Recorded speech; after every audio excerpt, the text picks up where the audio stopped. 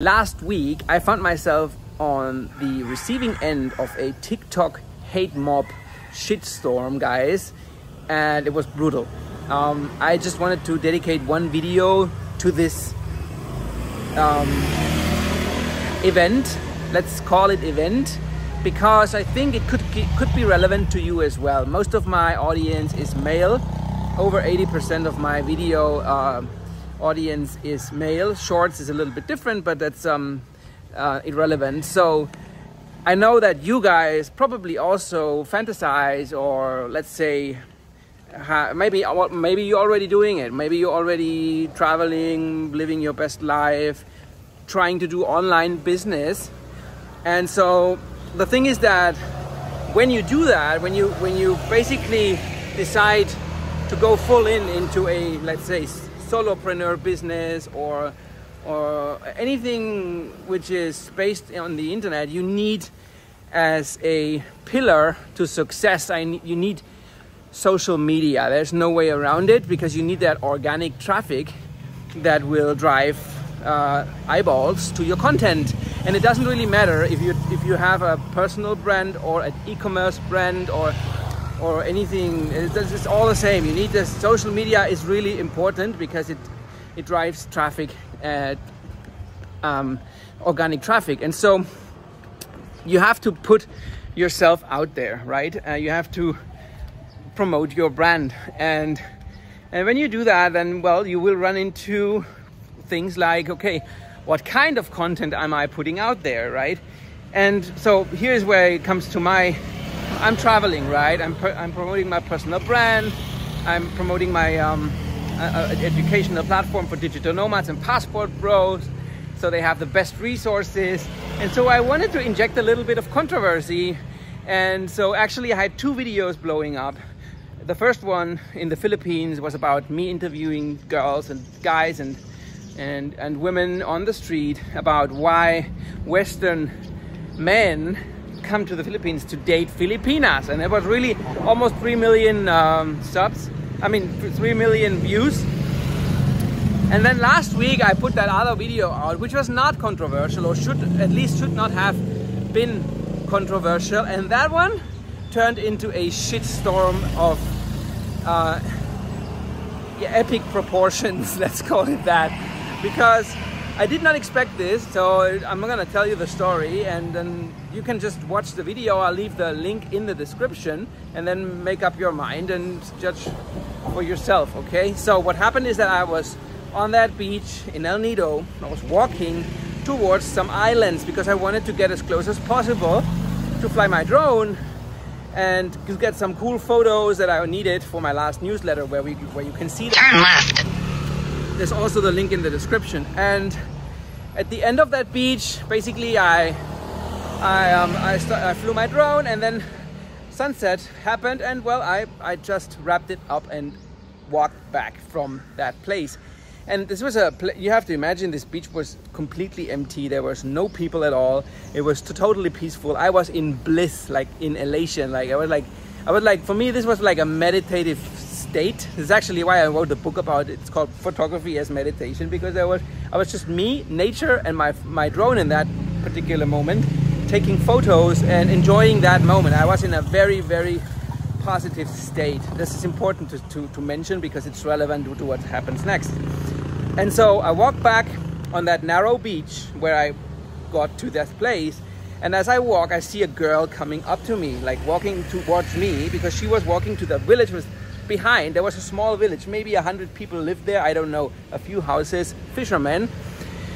And I saw her from afar, because she was dressed, she was wearing a school uniform, right? And that's something that obviously stood out, because on that beach, what you expect is maybe a fisherman, maybe tourists, but not a school uniform walking towards you. So as she crosses my ways, I say, "Hi, is this your way back from school?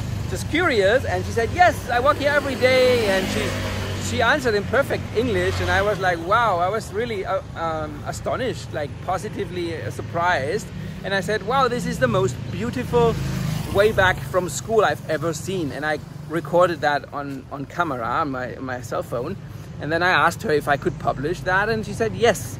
And that was it. And then what happens next is I put away the phone, and after only like 30 minutes I already had 5,000 views, and I knew this was going viral, okay? And then it was already evening, so I slept very early, and the next day I saw the barrage of insults and all these brutal comments. This was a filthy, disgusting comment section, and I just didn't know how to handle that in that moment. I felt like, okay, am I being me too'd now? Am I being accused of like complete? First reaction was obviously fear. I'm gonna be honest, but then over the day I started deleting comments, blocking people, but I couldn't keep up with the amount that was coming in, and so I was like, I had a bad day because of that. And the end of the day, like after 24 hours online, this post up, I contacted TikTok, and then I found out, okay, I can actually turn off those comments, right? And which is what I did, and then calm, okay? Then everything stopped, and I was like, okay, so wait a second, what just happened, right? And then there's people out there, thousands of them, calling me a pedo and for just saying hello to a girl on a beach that actually that crossed my path, and it was just so nuts, right? And I said, okay, so how about you don't care about this anymore? Because, you know, people always say, okay, don't care about what other people think about you, and that's true, you shouldn't. That's why books like The Subtle Art of Not Giving a Fuck by Mark Manson, this is books like that, they sell a lot, they're bestsellers for a reason. And the thing is that it's just a phrase. For most people, we do care what other people say, and it's really impossible to talk yourself into not caring. You actually have to be in a situation like that and learn by doing. Like everything, it's a skill. That's what I'm trying to say here. It's a skill. And that's how I started to reframe the whole situation into something good, because I actually could. It wasn't even about that button on my TikTok feed to turn out the comment. It was in my head. And I do care about some people, what they think about me, my family, a few friends, but not a internet hate mob, right? And so also what happened next day is I put out another video, reaction video, and I was just addressing the same issue on TikTok, like I do right now. And a lot of support came in. Like this video, only the reaction video got another 30,000 views or 20 something. And there was 99% support. And so that was also awesome to see that I could have a tribe supporting me. There was this realization that I do not have to care about these people. I can take a stance, because when that happens, you also have to identify, you have to take a stance and say, okay, who am I and who am I not, right? This is important because you cannot cater to everyone. And I know that I'm not gonna cater to a woke mob that thinks that men, because I have a dick between my legs, I am not supposed to talk to kids. What the fuck, that's not me. And if you think that I should stop talking to kids that I see on my uncharted road journey, then you should probably also just unsubscribe right now and go fly a kite, okay?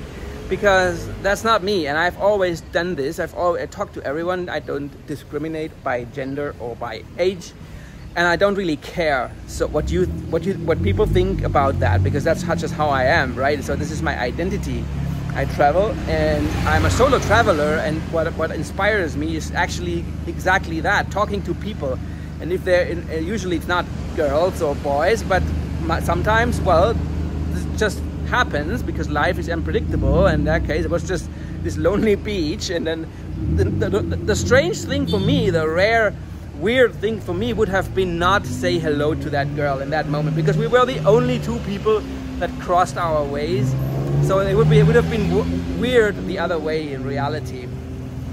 So yeah, so just let's say the message of this video is that prepare yourself you have to, if you put yourself out there, you got to be prepared. There were two valid criticisms. I want to address those. The first one was, technically I couldn't take her consent because she was underage. That's true, but it's also true to all the other videos you put out. Everyone, when you put out in the city, you put out a video, technically you would have to ask everyone around you, which is nobody does this. And so yeah, it could be right, but you make a judgment call in that moment, and I did mine, and that was it. Second one is that, second criticism that is maybe valid is that, well, you have to be prepared for whatever's coming. If you put yourself out there, publish stuff, you need to have a thick skin and grow some balls. And well, yeah, it's true. So I cannot complain, which I don't. I'm just trying to, find something positive in that experience, because in the moment it was sucked. But then in hindsight, I'm actually happy how it turned out. Really, because I could have taken down the video because out of shame, and I was thinking about it, I'm gonna be honest, but then I thought, no, you're not gonna delete that video. Why? Unless the father or herself asks me to. In that moment, if they reach out to me and say, hey, please take down this video, I'll take it down immediately, no problem at all. But they didn't, and there's no other reason for me, because if I did, I would just admit to would be an admission that I did something wrong, which is just not true. And so I'm not going to cater to that mob that thinks that men are somehow a danger just for being men. That kind of people I don't talk to. They can just go fuck themselves. That's my message, guys.